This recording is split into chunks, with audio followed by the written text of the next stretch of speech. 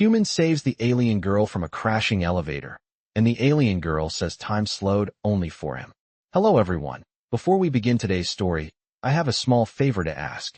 Please hit subscribe and turn on the notification bell so you never miss our channel's new videos. It's quick, free, and the best way to support us in bringing you more dramatic stories. Your support means the world to us. Where are you watching from? Drop your city or country in the comments below. Thank you very much. Now let's return to our main character. The lights inside the virile spire flickered like a heartbeat losing rhythm, each pulse echoing through the narrow service corridor where Evan Cole worked with the quiet focus of someone used to being invisible. His hands moved across the maintenance panel, fingertips brushing warm metal and trembling conduits as the tower groaned high above him, a sound like pressure settling before a storm. He didn't think anything was wrong until he felt the floor vibrate under his boots. Light at first, then sharper, like a wire snapping inside the bones of the building. He looked up. A single alarm blinked red on the holo display, its thin line tracing the shaft of elevator 42. The readout dropped faster than his eyes could follow. A freefall. Somewhere in that falling box was a living being. Evan didn't hesitate. He took off running, breath sharp, boots thudding against the metal walkway. The air smelled of charged circuits and ozone, and the deeper he went the hotter the air grew, a sign that the emergency brakes were burning out. When he reached the auxiliary maintenance hatch, he yanked the lever and felt the panel unlock with a hiss of warm air brushing his face. He leaned over the railing, saw only darkness below, and heard the distant whine of something dropping at terrifying speed. His pulse hammered once, hard enough to blur his vision, but instinct pushed him forward. He clipped his harness to the rail, set the magnetic clamp, and braced himself. The next moment the elevator tore past him in a rush of wind and flickering blue sparks. Evan slammed the brake control with both hands, every muscle in his arms and shoulders straining as the mechanism screamed in protest. The cable caught. The elevator jerked. A second of silence stretched thin and trembling. Then, he heard it, a voice inside, faint and breathless. He forced the panel door open.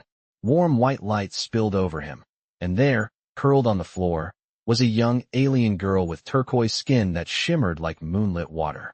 Aelith Sarah lifted her head slowly.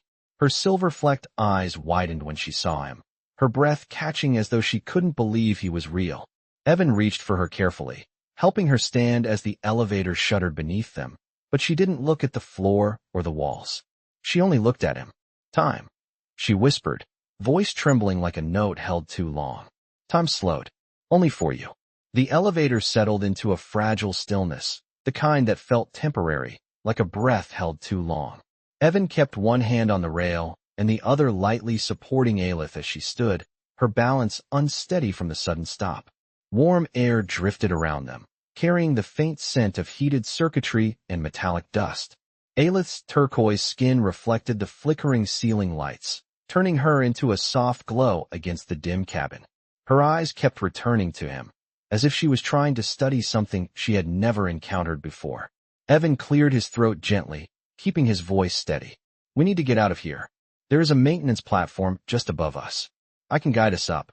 She nodded, but the motion seemed slow, almost dreamlike. Her fingers brushed his forearm for support, cool and light, and he felt her hesitation through the touch. She was trying to be composed, but the tremor in her breathing revealed how shaken she truly was. He braced his boots on the frame, pushed the emergency hatch upward, and a soft gust of cooler air washed over them. The maintenance lights above cast a pale line across Aelith's face, picking up the silver strands in her hair. One step at a time, he said. I have you. She followed him carefully, her steps deliberate. Her people moved gracefully under normal circumstances, but right now each movement felt fragile, like she was walking through unfamiliar gravity. When they reached the platform, she sat slowly, hands resting on her knees as she steadied her breathing. Evan crouched beside her, checking the railings and the emergency beacon. The structure hummed softly under them, a reminder that the tower was still adjusting from the shock. Aelith watched him, head tilted slightly, her voice quieter than the humming metal. Back inside the elevator, everything slowed down. The lights, your movements, it all stretched. Evan glanced at her with a small, puzzled smile. Adrenaline can do strange things. Maybe it felt longer than it was. She shook her head, her silver-flecked eyes steady. No, my people do not experience time that way. Our perception locks during fear. It never bends. But when you reached for me, the seconds opened. I heard the cables shift in a way I should not have been able to hear. I saw your hand before it moved. Evan leaned back slightly, surprised by the certainty in her tone. She was not exaggerating. She was recalling it as a fact. Her gaze softened, something warm replacing the earlier shock. You acted without thinking for yourself. Humans do that. I studied it, but I never understood it. He shrugged lightly, brushing dust off his sleeve. Someone needed help. That is all. She looked at him as if that simple sentence carried a weight she had never known. The maintenance lights buzzed softly overhead, casting the two of them in a faint halo of yellow and blue. For the first time since the fall, Aelith's breathing steadied completely.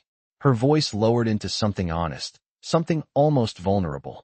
Evan, whatever happened in that moment? I do not think it happened to the elevator. She paused, eyes meeting his with quiet clarity. I think it happened because of you. The maintenance platform hummed beneath them, a low and steady vibration that felt almost like a pulse running through the metal. Evan checked the stabilizing clamps again, tightening one with a firm twist of his wrist. Aelith watched his hands as though every movement carried meaning, her posture straighter now, her breathing calmer. The cool air brushing through the narrow shaft lifted a few strands of her silver-flecked hair, making them shimmer like threads of morning frost.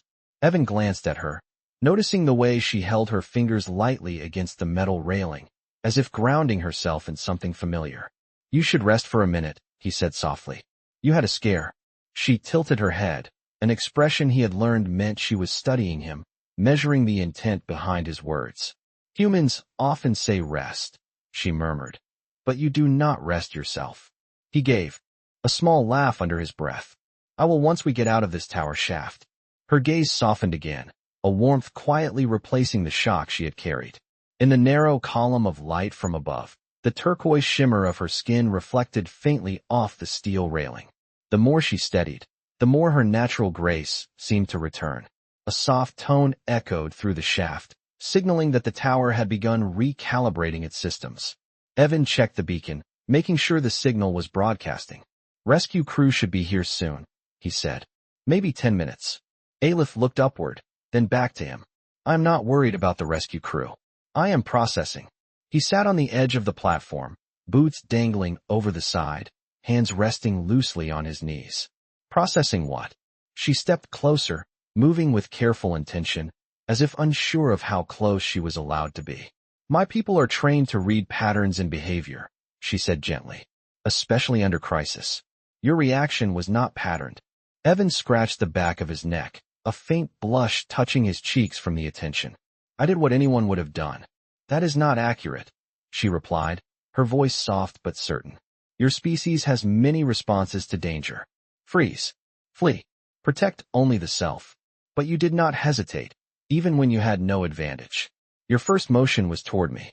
He tried to brush it off, but something in her expression made him stop. She was not impressed in a superficial way. She was honestly trying to understand him. Maybe I just could not walk away, he said quietly. Aelith lowered herself to sit beside him, leaving only a small space between them.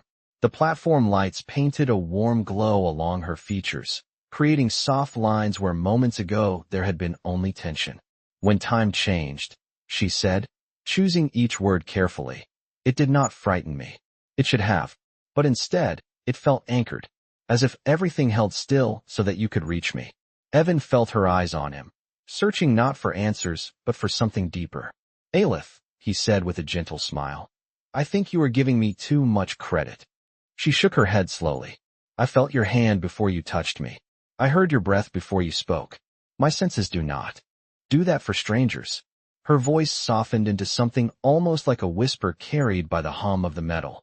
Whatever happened, Evan, it was not ordinary. The rescue crew's distant footsteps echoed faintly through the tower shaft, a soft rhythm against the metal that told Evan they still had a few minutes alone on the narrow maintenance platform. The air between him and Aelith felt calmer now, less charged with fear and more with something unspoken, something tentative. The platform lights glowed a warm amber, brushing gentle highlights along her turquoise skin. She shifted slightly, her knees drawn close, hands resting lightly on the rail as she watched the faint shimmer rising from the repaired conduits. Evan checked the status display again, more out of habit than necessity. The tower was stable. She was safe. And yet he still felt compelled to stay close, just within reach if she needed him. Aelith turned her head toward him, her voice soft. Your world builds structures that reach incredible heights, she said. But you place people inside them with so much trust. That trust is remarkable. Evan gave a small smile. Most of the time the elevators do not fall. Today was just bad timing. She watched him, her silver-flecked eyes studying the lines of tension still lingering in his shoulders. Yet you ran toward danger instead of away from it. That is not bad timing. That is choice. He looked down at his hands, the faint dust still clinging to the creases of his palms. I guess I did not think about it. You just react. You try to help. Aelith shifted a little closer, the movement gentle, thoughtful. Among my people, she said, we do not act without calculation. We predict outcomes. We choose only the path that ensures the highest probability of survival. It is our way. But that moment in the elevator, I did not predict anything. I simply felt. Evan lifted his gaze to hers, and for a breath the hum of the tower seemed to quiet. Felt what? She opened her hand, palm upward, as though trying to explain something she had never said aloud. I felt that I was not alone, that the moment did not belong to fear.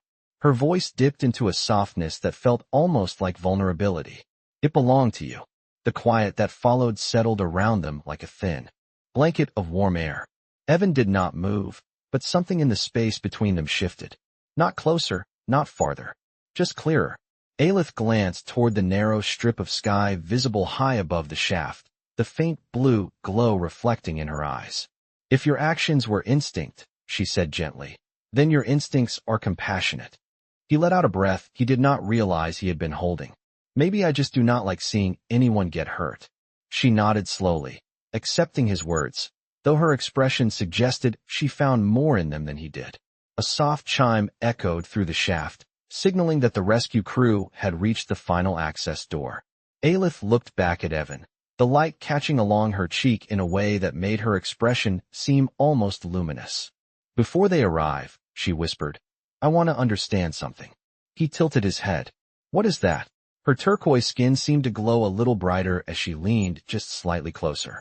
When you reached for me, did time feel different for you too? The question lingered in the air, quiet and fragile, waiting for an answer that neither of them had expected to matter until now. The rescue crew's signal light blinked through the narrow gaps in the metal above, a soft pulse that told Evan they were only moments away. But Aelith's question still hung between them, quiet and fragile, echoing louder than the footsteps approaching from higher up the shaft. Evan felt the hum of the platform under him, steady and warm, almost grounding. Aelith's turquoise glow reflected faintly on his sleeve as she watched him with a patience that carried no pressure, only curiosity. Real curiosity. He drew in a slow breath. When I reached for you, he began, searching for the right words rather than trying to sound heroic. Everything felt sharper. Not slower, just clearer. Aelith's expression softened, as if his honesty meant more to her than any answer she expected. Clearer, she repeated gently. What did you notice? Evan looked at his hands, remembering the way they had moved without hesitation. The sound of the cables. The way the air shifted when the elevator dropped. And your eyes. I remembered those even before I pulled you out. She lowered her gaze for a moment, almost shy, her silver-flecked lashes catching the amber light. The glowing strips along. The shaft flickered again as the rescue crew activated the lower access corridor. Aelith stepped closer, her voice low. For my people, clarity in danger is a sign of resonance. It happens when two frequencies align. Not emotionally, not romantically, something deeper, something rare. Evan tried to smile, but there was something in her tone that made his heart press harder against his ribs. I am just a maintenance tech, he said, but not dismissively. Just honestly. There is nothing rare about me. She shook her head very slowly. Evan, rarity does not come from rank. It comes from instinct. The echo of approaching voices grew louder. Tools clanked softly as the rescue team prepared to open the platform hatch. Aelith looked toward the sound, then back at him. Before they arrive, she said, I want to ask one more question. He nodded, trying to ignore the nervous warmth growing beneath his sternum. Ask anything. She hesitated for the first time since the fall, and the vulnerability in that moment made her seem almost human. When you held me, she whispered, were you afraid for yourself at all? Evan blinked, surprised by the simplicity of the question. He let the memory play through his mind again. The rush of wind, the burn of cables, her bright eyes locked with his. No, he said quietly.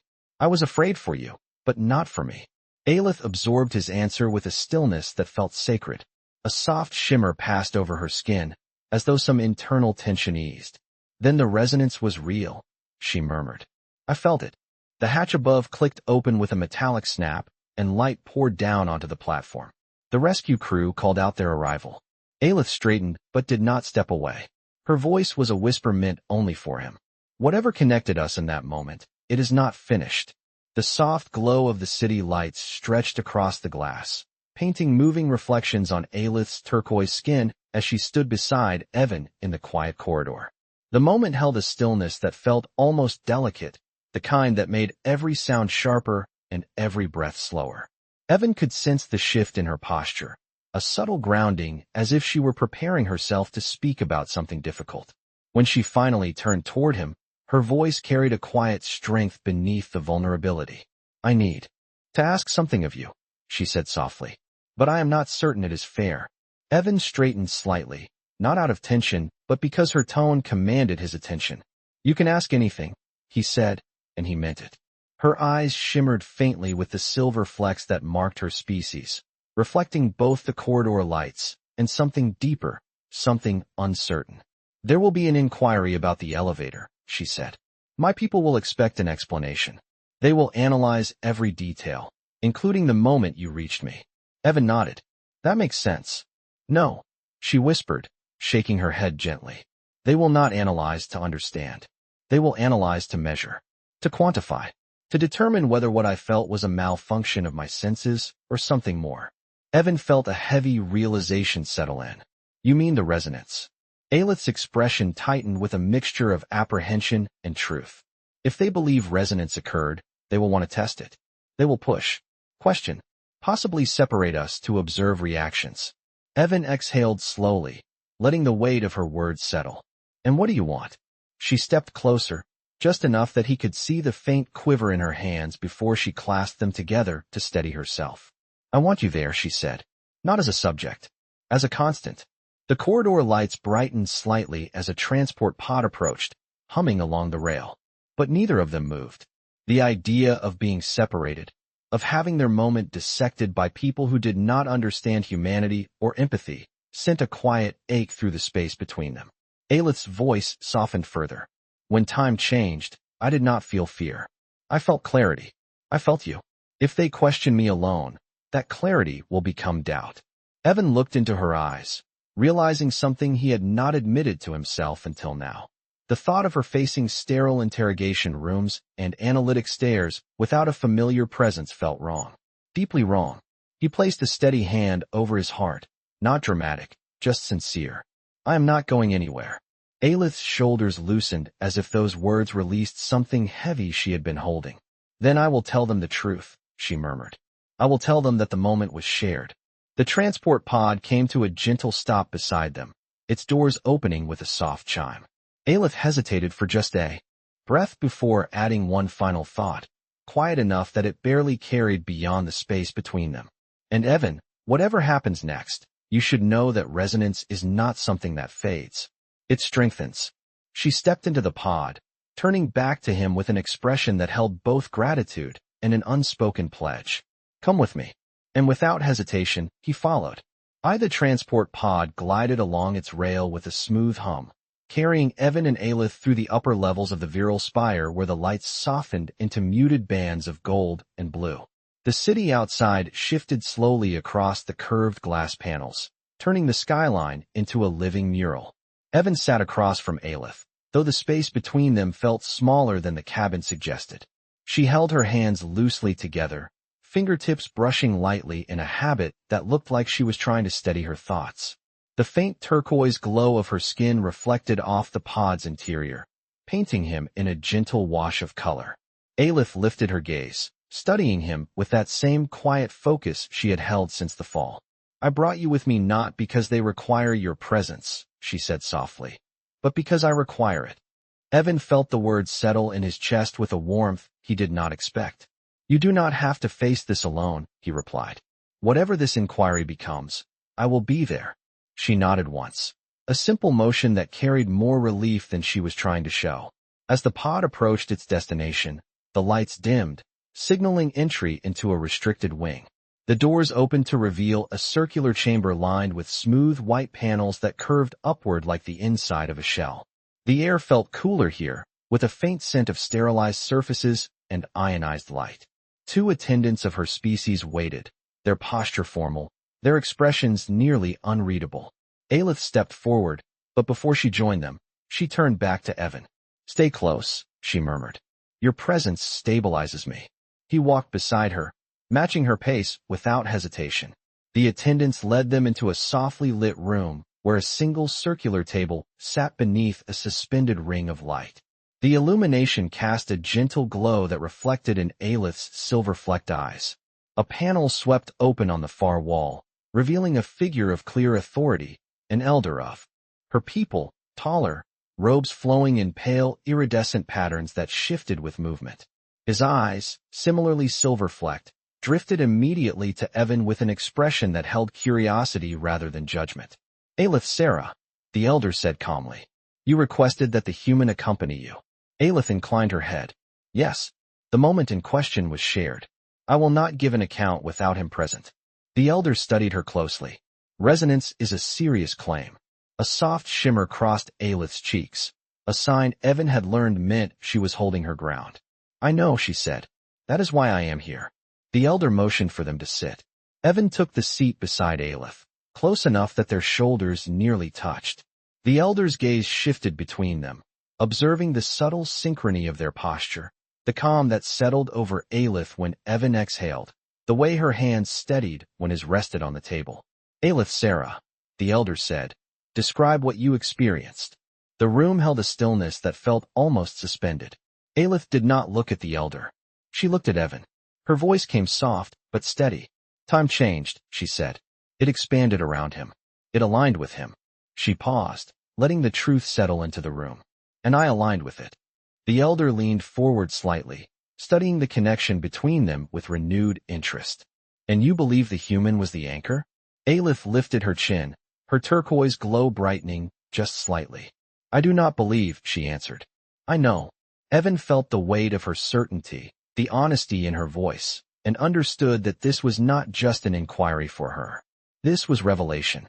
The elder observed them quietly, his expression unreadable. And then he spoke with calm gravity. If resonance occurred, then this moment you share is not coincidence. Aelith's breath softened. Evan felt the truth of it settle around them like a gentle light. The elder's gaze shifted to Evan. Human, he said, are you prepared to learn what resonance truly means? The elder's question lingered in the air, soft but weighty, as if the room itself paused to listen. Evan felt Aelith beside him, her breath steadying, her presence anchoring him just as he had anchored her in the falling elevator. He did not fully understand what resonance meant, not in the way her people defined it, but he understood the moment that had brought them here. And he understood her. He nodded once, slowly but without hesitation. I am prepared. The elder studied him for a long, quiet moment, observing not just his words but the calm conviction behind them. The suspended ring of light overhead cast a soft glow along the table, highlighting the faint shimmer along Aelith's cheeks. Her hands remained folded, but her fingers relaxed the moment he spoke, as if a bound tension finally released. The elder leaned back, his voice carrying the calm certainty of someone revealing a truth long kept silent. Resonance, he said, forms only when two consciousnesses align under extreme clarity. It does not emerge from familiarity, or attraction, or proximity. It emerges from instinct. Aelith's gaze flicked to Evan, holding there with quiet warmth. It is rare, the elder continued, because few beings allow instinct to override fear. Most retreat. Most protect themselves first. But when a being reaches outward instead of inward, when they risk without calculation, resonance may ignite. Evan felt Aelith's shoulder shift almost imperceptibly toward him, not touching, but close enough to feel the faint warmth radiating through the air. The elder's eyes softened. If resonance is mutual, it becomes a bond of clarity. Not ownership, not obligation. A shared perception. A harmony of awareness that does not fade with time. Aelith breathed in slowly, her voice quiet. That is what I felt. The elder nodded. And that is what he felt as well, even if he does not yet have the language to describe it. Evan exhaled, the memory of the falling elevator rushing back with a new understanding. The clarity, the focus, the strange stillness in the air, it all made sense now. So what happens next? He asked. The elder gestured subtly toward Aelith. She has already chosen, but you must choose as well.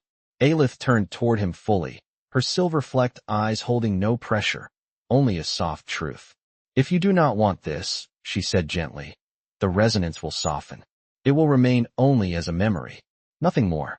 Evan met her gaze, seeing not the fear she had shown in the elevator, not the uncertainty of the maintenance corridor, but the quiet strength she carried now. The glow of the chamber lights brushed across her turquoise skin, reflecting a calm that matched the steady beat of his own breath. Aelith, he said quietly, I do not want it to fade. Her inhale trembled just slightly, a hint of emotion breaking through her composure. The elder observed the exchange, then nodded with approval that felt almost ceremonial. Then the resonance stands. A soft chime sounded as the chamber's lights dimmed, marking the end of the inquiry. Aelith rose slowly, turning to Evan with an expression that held gratitude, relief, and something deeper that did not need words. She reached out, not to grab him, not to cling, but simply to let her hand hover close enough that he could choose to meet it. Evan lifted his hand, letting his fingers brush hers. The moment did not slow time, yet something in the quiet air shifted, warm and steady. The elder spoke one last time. The bond you share will not command your futures, he said, but it will shape them. Aelith looked at Evan, the soft glow of the room reflected in her eyes like distant stars. And in the silence that followed, without any need for words, the truth settled between them. Resonance was no longer a mystery. It was a beginning.